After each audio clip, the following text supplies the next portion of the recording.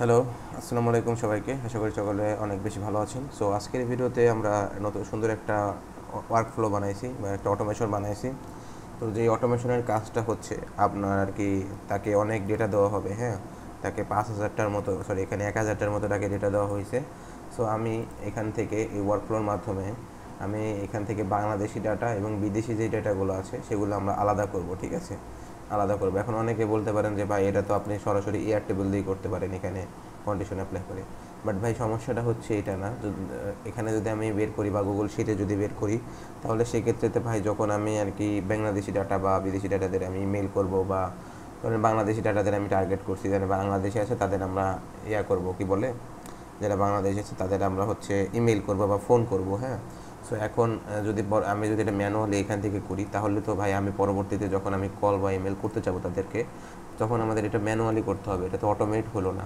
But আমি যদি এখান থেকে করি, আমি চাইলে এখান থেকে অটোমেশন করে এটা মানে অটোমেটিক ইমেল সেন্ড করবে বাংলাদেশিদের বাংলাতে বা বিদেশিদের ইংলিশিতে, মানে বিদেশিদের ইংরেজিতে, এরকম আমি ইমেল সেট করতে পারবো, হ্যাঁ?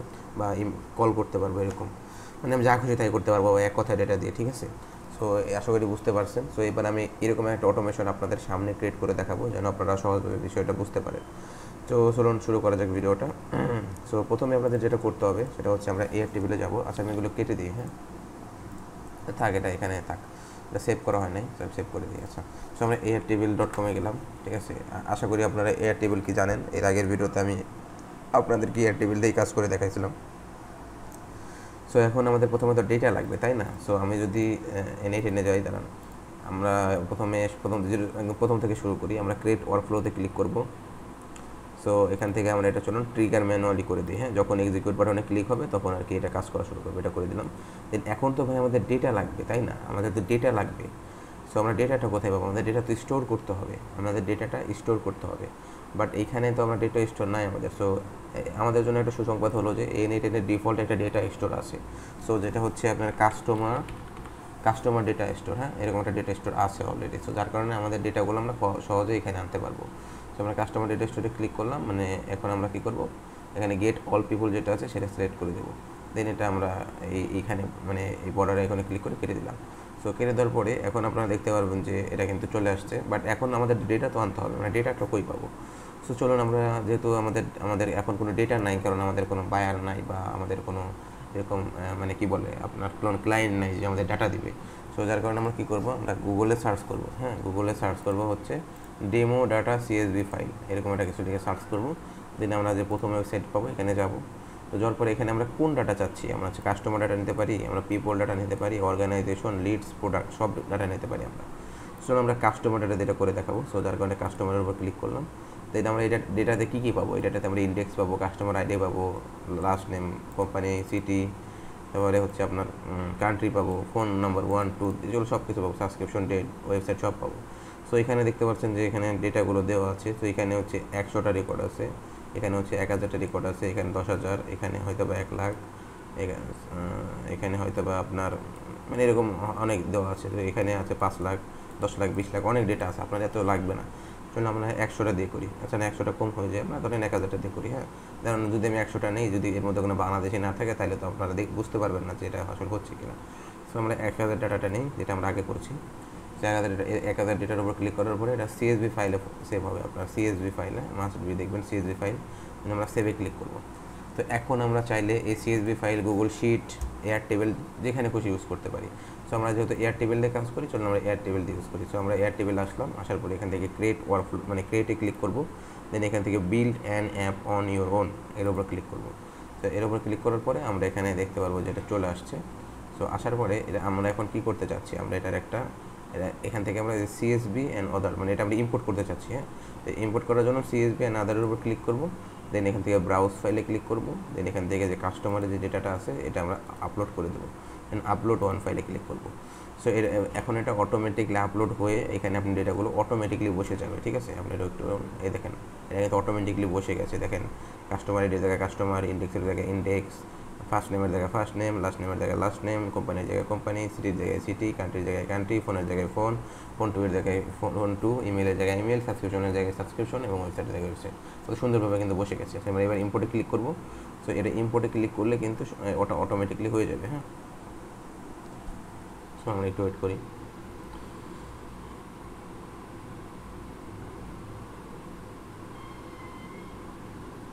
হ্যাঁ, চলে আসছে। সো এবার আমরা এখান থেকে দেখতে পারবো যে এখানে ক্লোজ ওমিনি নামে একটা অপশন আছে, এর উপর ক্লিক করে এটা কেটে দিলাম আমরা। সো এবার দেখতে পাচ্ছেন যে এটা কিন্তু চলে আসছে আমাদের সুন্দরভাবে। চলেন এটার নাম দিই একটা, চলেন আমরা সুন্দর একটা নাম দিই। ধরেন এটার নাম দিই হচ্ছে অল ইউজার ডেটা। আচ্ছা, এটা কাস্টমার ডেটা দিয়ে অল কাস্টমার ডেটা,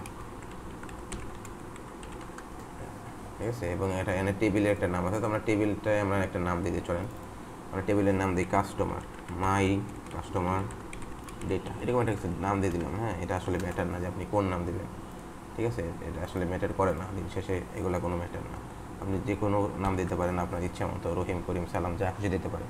সো এটা কিন্তু হয়ে গেছে। হ্যাঁ, এখন আমরা যেটা করবো সেটা হচ্ছে আমরা এনএটিনে যাবো, আরে কোনটাই গেলাম, সো এইটাই যাবো। যাওয়ার পরে এখান থেকে আমাদের এয়ার টেবিলটা কানেক্ট করতে হবে, কারণ এটা তো ডেটা স্টোর ক্রিয়েট করছে, বাট ডেটা তো আমাদের এখানে নাই।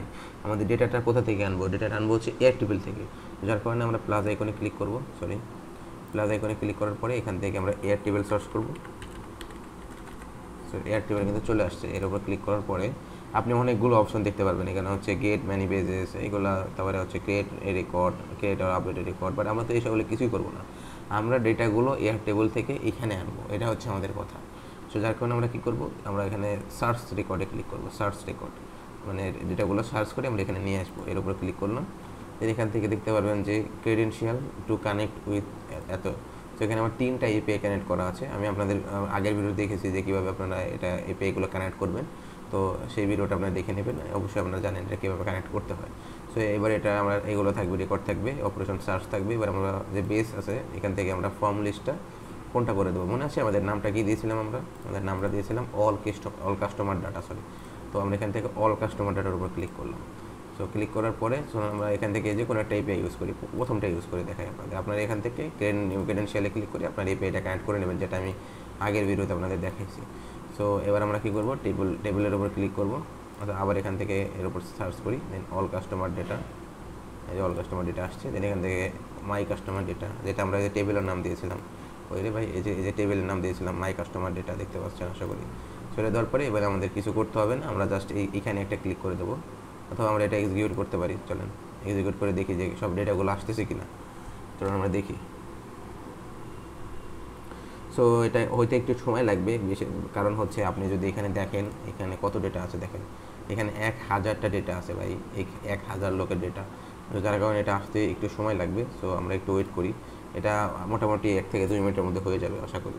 তাহলে ভাবেন আমরা যদি 1 লাখ ডাটা নিয়ে কাজ করতাম তাহলে কতক্ষণ লাগতো। সো নো প্রবলেম, আমরা ওয়েট করি, এটা হয়ে যাবে আশা করি। এই জন্য আপনাদের আমি কম ডেটা নিয়ে দেখাইছি, আশা করি বুঝতে পারছেন বিষয়টা। সো আমরা একটু ওয়েট করি, এটা হয়ে যাবে আশা করা যায়।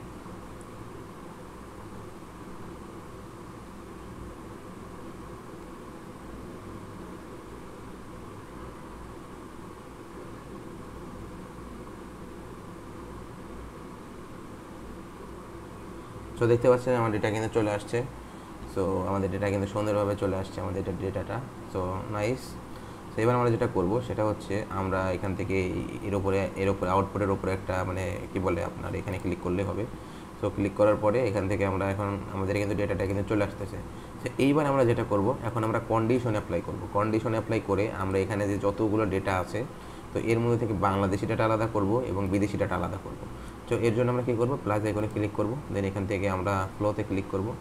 তো ফ্লোতে ক্লিক করার পরে আমরা গতগুলো আমরা সুইচ নিয়েছিলাম, তো সুইচের কাজ আমরা জানি, সো এটা দেখাচ্ছি না। এবার আমরা ইফ দিয়ে করি, চলেন এবার আমরা ইফ এলসের একটা যে স্টেটমেন্টটা ছিল ওইটা আমরা করি। সো আমরা ইফের উপর ক্লিক করলাম। সো এখানে আমাদের কন্ডিশন অ্যাপ্লাই করতে হবে, বাট তার আগে আমাদের যেটা করতে হবে, দেখতে পাচ্ছেন এখানে সাবস্ক্রিপশন ডেট, ওয়েবসাইট, কোম্পানি, হ্যাঁ, তারপরে ইন্ডেক্স, ক্রেডিট টাইম, আইডি, অনেক ইনফরমেশন আছে ভাই। আমাদের এত কিছু তো লাগবে না, আমাদের জাস্ট লাগবে হচ্ছে নাম, ফোন নাম্বার, ইমেল, এই 3টা হলেই হবে, আর কান্ট্রি। সো তার জন্য আমরা কী করবো, ডেটাটা ট্রান্সফর্ম করে নেব। সো ডেটাটা ট্রান্সফর্ম করার জন্য কী করতে হবে, আমরা এটা কেটে দিই, এখান থেকে প্লাস এখানে ক্লিক করবো, দেন ডেটা ট্রান্সফরমেশন, দেখেন সুন্দরভাবে লেখা আছে ডেটা ট্রান্সফরমেশন, এর উপর ক্লিক করলাম। দেন এখান থেকে এডিট ফিল্ডস বা সেট ব্র্যাকেটে যেটা লেখা, সো এর উপরে ক্লিক করলাম। সো আমি আরেকবার দেখি, প্রথমে আমরা প্লাস আইকনে ক্লিক করব, দেন এখান থেকে যাব হচ্ছে ডেটা ট্রান্সফরমেশন, দেন এখান থেকে এডিট ফিল্ডসের উপর ক্লিক করব। এডিট ফিল্ডসের উপর ক্লিক করার পরে এখানে একটা নাম দিই, চলেন নাম দিই হচ্ছে ডেটা ট্রান্সফর্ম। ঠিক আছে, ডেটা ট্রান্সফার নাম দিলাম, দেন এখান থেকে অ্যাড ফিল্ডের ওপর ক্লিক করতে হবে, অ্যাড ফিল্ডের ওপর ক্লিক করলাম। এখন আমরা কি করব, এখানে আমরা কি নেব, আমরা জাস্ট এখান থেকে নেম নেব, ঠিক আছে, নেম নেব। সো নেমটা কি করব, ফার্স্ট নেম নেব সাথে লাস্ট নেমও নেব, দুইটা নেমই তো নেব আমরা, তাই না। সো ফার্স্ট নেম নিলাম, লাস্ট নেম নেওয়ার পালা। সো লাস্ট নেমটা নিলাম। সো এটা হইলো। দেন এখান থেকে আমাদের অ্যাড ফিল্ডে ক্লিক করতে হবে। দেন আমরা এখানে কি নেব, আমরা নেব হচ্ছে আপনার ইমেলটা নেব। চলেন ইমেলটা নেই। আচ্ছা, এখানে আমরা ইমেলটা লিখে দিই, হ্যাঁ, সমস্যা নেই। আপনি এখান থেকে ড্রাগ করে নিতে পারেন অথবা করে নিতে পারেন, লিখেও দিতে পারেন। সো আমরা ইমেল বসাই দিলাম। আর নেব হচ্ছে ফোন নাম্বার, হ্যাঁ, ফোন নাম্বার, আমরা ফোন নাম্বারটা নেব। সো ফোন নাম্বারটার এখানে জায়গায় আমরা ফোন নাম্বার কোডটা ফোন 1টা দিয়ে দিলাম, সমস্যা নেই। সো এটা দিয়ে দিলাম। আরেকটা জিনিস নেব, সেটা হচ্ছে আপনার যেটা মেন, সেটা হচ্ছে কান্ট্রি। সো কান্ট্রিটা নিলাম। সো কান্ট্রিটা কই, আপনি এইভাবে কান্ট্রি এখানে ড্র্যাগ করতে পারেন এবং এখান থেকে কান্ট্রিটা ধরাই দিতে পারেন, এভাবে করতে পারেন আপনি। সো এখন যদি আমরা এক্সিকিউট স্টেপে ক্লিক করি, তাহলে দেখবেন যে আমাদের এখানে দেখেন কতগুলো ডেটা আছে, আইডি, ক্রিয়েটেড টাইম, ইন্ডেক্স, অনেক কিছু আছে। বাট এখানে আমাদের শুধু নেম, ইমেইল, ফোন নাম্বার আর কান্ট্রি চলে আসবে। মানে এই বাকি ইনফরমেশনগুলো আমরা সব ফেলাই দিছি, আমরা just name, email, phone number এবং কান্ট্রি এই 4টা নিলাম। তো নেওয়ার পরে এবার আমরা এটা কেটে দিই। তো এইবার আমরা যেটা করবো সেটা হচ্ছে এইবার আমরা ইফ এবং এলসের স্টেটমেন্টটা ইউজ করব। তো এবার আমরা ফ্লোতে ক্লিক করবো, দেন ইফে ক্লিক করবো, এখানে ইফ। সো ইফের উপর ক্লিক করার পরে আমরা এখন 4টা ভ্যালু পাইছি, কারণ আমরা কিন্তু এটা ট্রান্সফার করে নিয়েছি। বাট আপনি যদি চান যে ভাই আমি সব ডেটা নেবো, তাহলে এখানে আপনি সার্চ রেকর্ড থেকে সবগুলো ডেটা নিতে পারেন। বাট আমরা জাস্ট এখান থেকে নেম, ইমেল, ফোন নাম্বার এবং কান্ট্রিটা নেব, ঠিক আছে। সো আমরা এখন চাচ্ছি কি, আমরা চাচ্ছি যে কান্ট্রি আলাদা করতে, মানে আমরা বাংলাদেশি ইউজার এবং মানে বাংলাদেশি কাস্টমার এবং আপনার বিদেশি কাস্টমারকে আলাদা করতে। সো এখানে আমরা যে এটা কন্ডিশনটা অ্যাপ্লাই করবো সেটা হচ্ছে কান্ট্রি নাম, যদি কান্ট্রির নাম বাংলাদেশ হয় তাহলে এটা এক্সিকিউট হবে, ঠিক আছে। যদি কান্ট্রির নাম বাংলাদেশ হয় তাহলে এটা এক্সিকিউট হবে। চলো আমরা এক্সিকিউটে ক্লিক করি। সো এবার দেখি এটা কাজ করে কিনা। সো এটা কিন্তু কন্ডিশন, এখানে কি বলছি আমরা, মানে এখানে এই ডেটাতে যেই কান্ট্রিগুলো আছে সেগুলোর ভ্যালু যদি বাংলাদেশ হয় তাহলে আমাদের সেই ডেটাগুলো দাও। সো এখানে কিন্তু সুন্দর মতো 45টা ডেটা পাইছে এবং এটা ফলসের যে ডেটাগুলো আছে সেটা হচ্ছে বাকি ডেটাগুলো, এগুলো হচ্ছে বিদেশি ডাটা, ঠিক আছে। সো আমাদের কিন্তু এটা কাজ করছে, ঠিক আছে, এটা কোনো প্রবলেম না, আমাদের কাজ কিন্তু করে গেছে। এবার আমরা দেখতে পাচ্ছি এখানে 45টা ডেটা এবং এখানে 4955 ডাটা। তার মানে এটা হচ্ছে আপনাদের 45টা উপরে 45টা হচ্ছে বাংলাদেশি ডাটা, কারণ এখানে আমরা বলে দিয়েছিলাম যে ইফ আপনার এখানে যদি এই কান্ট্রি নেম বাংলাদেশ হয় তাহলে এই ডেটাগুলো শো করো, মানে আলাদা ডেটাগুলো, মানে বাংলাদেশি যেটা ডেটাগুলো আছে সেগুলো এখানে দেখাও। তো সেই কিন্তু বাংলাদেশি ডাটা 45টা পাইছে, সেগুলো দিয়ে দিছে। এবার এগুলো এই ফলসগুলো কোনটাগুলো, এগুলো হচ্ছে বিদেশি ডাটা, ঠিক আছে, এগুলো হচ্ছে বিদেশি ডাটা। সো আমরা এখন কী করবো, আমরা এই দুটো ডেটা আর কি মানে স্টোর করে রাখবো, যেন পরবর্তীতে আমাদের ইমেল করতে বা ফোন দিতে বা তাদের সাথে যোগাযোগ করতে কোনো হ্যাসল না হয়। তো যার কারণে আমরা কী করবো, আমরা প্লাস এখানে ক্লিক করবো, প্রথমে বাংলাদেশি ডাটার এখানে ক্লিক করার পরে ফ্লোতে দেখতে পারবেন ফ্লো। তো ফ্লোর উপর ক্লিক করবো, ফ্লোর উপর ক্লিক ফ্লোতে না এখান থেকে ডেটা ট্রান্সফরমেশনে ক্লিক করবো, দেন এখান থেকে এডিট ফিল্ডসের উপর ক্লিক করবো। তো এখান থেকে আমরা কী নেব, আমরা এখান থেকে কী বলে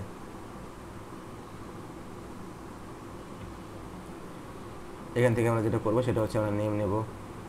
আচ্ছা, আমরা নেম নেই আর হচ্ছে আপনার নেমটা নেই আগে, হ্যাঁ, নেমটা নিলাম আর একটা ফোন নাম্বার নিই, চলেন, আর কিছু নিতে হবে না, আমরা ফোন নাম্বার নিই, ফোন নাম্বারটা নিয়ে নিই, চলেন। সো ফোন নাম্বারটা নেই, সো ফোন নাম্বারটা নিলাম। সো আমি এখান থেকে কী করলাম, মানে বাংলাদেশি যে ডেটা আছে, মানে এখানে যে বাংলাদেশিদের যে ডেটাগুলো আছে সেগুলোর থেকে আমরা নেম আর ফোন নাম্বারটা আলাদা করে নিলাম, যেন ভবিষ্যতে আমাদের কী বলে মানে কল করতে বা তাদের সাথে যোগাযোগ করতে, ইমেল করতে কোনো অসুবিধা না হয়। সো আমরা একটু দেখি এটা আসবে এখন, এখানে শুধু এখন নেম আর ফোন আসবে, দেখতে পাচ্ছেন। তো এটা হচ্ছে সব বাংলাদেশি ডেটা। এখন অনেকে বলতে পারেন যে ভাই বাংলাদেশি ডাটার এখানে তো +888 মানে কোড না, এগুলো তো উল্টাপাল্টা নাম্বার সব। হ্যাঁ, এটা উল্টোপাল্টা নাম্বার, কারণ আমরা তো এখান থেকে ডেমো ডাটা নিচ্ছি, তাই না, এখানে তো রিয়েল কোনো ডেটা নেই। তো যার কারণে এটা উল্টোপাল্টা নাম্বার দেখাচ্ছে। বাট আপনারা যখন রিয়েল ক্লায়েন্টের কাজ করবেন দেন এখানে আপনি আসল বা রিয়েল ডেটাগুলো পাবেন, ঠিক আছে। সো এবার আমরা এখানে ক্লিক করলাম। এটা এখন চলে নাম রিনেম করে দিই। এটা হচ্ছে আপনার কি বলে, এটা হচ্ছে বাংলাদেশি ডেটা।